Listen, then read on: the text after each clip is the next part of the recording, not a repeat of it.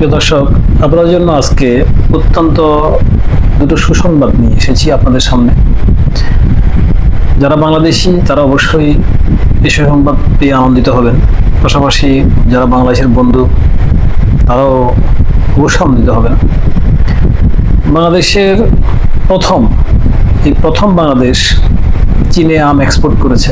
গত বুধবার চীনের চালসা পোর্টে বাংলাদেশের আমের একটা চালান পৌঁছেছে, যেটা পোর্টে পৌঁছার সাথে সাথে অত্যন্ত উইদিন শর্ট টাইমের মধ্যে তারা ক্লিয়ারেন্স দিয়ে ওদের চালান বের করে দিয়েছে।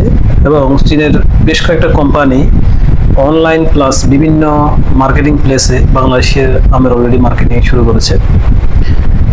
বিপুল পরিমাণ সাড়া পেয়েছে বাংলাদেশের আম চীনের মার্কেটে। অপরদিকে যুক্তরাষ্ট্র হতে ভারতের আমের 15টি চালান ফিরিয়ে দিয়েছে। প্রায় 4,000 কোটি টাকার মতো ভারতের এখানে লসের একটা অপশন তৈরি হয়েছে।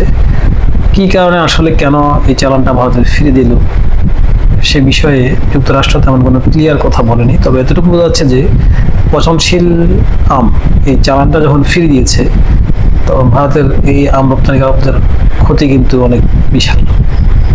প্রিয় দর্শক, আপনারা কি বুঝলেন এটা আপনারাই মন্তব্য দিবেন।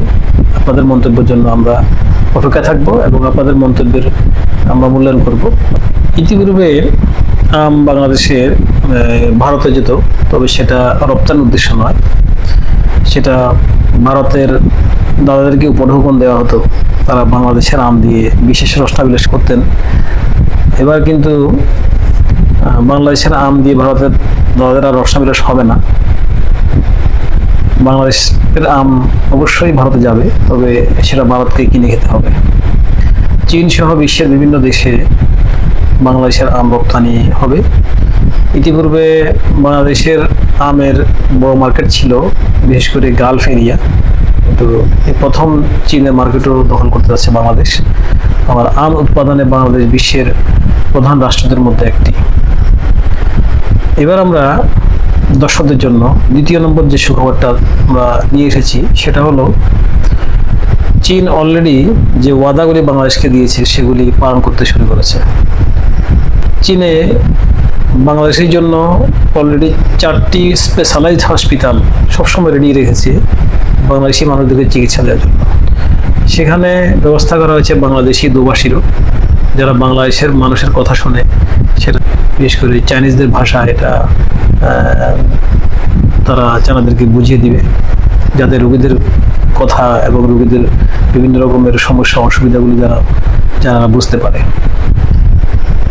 সবচেয়ে মজার খবর হলো, বাংলাদেশের লোকেরা যখন ভিসার জন্য চায়নাদের সাথে দাঁড়াবে, তখনই সাথে সাথে 1 ঘন্টার মধ্যে চায়না দূতাবাস থেকে বাংলাদেশের জন্য ভিসার ব্যবস্থা করা হচ্ছে। আপনারাই বলুন এবার যে খবরটা আসলে কেমন লাগলো। এক সময় বাংলাদেশিরা পার্শ্ববর্তী রাষ্ট্র ভারতে যেত চিকিৎসার জন্য।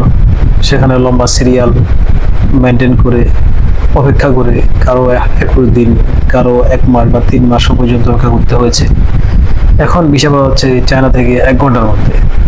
এবং চায়না বাংলাদেশি রোগীদের জন্য এতটা অ্যালার্ট এবং খুবই অত্যন্ত সতর্কতা অবস্থায় থেকে এবং সাথে সাথে দ্রুত যে চিকিৎসা দেওয়ার যে সমস্ত ব্যবস্থাগুলি করেছে, সেটা অবশ্যই প্রশংসার দাবিদার।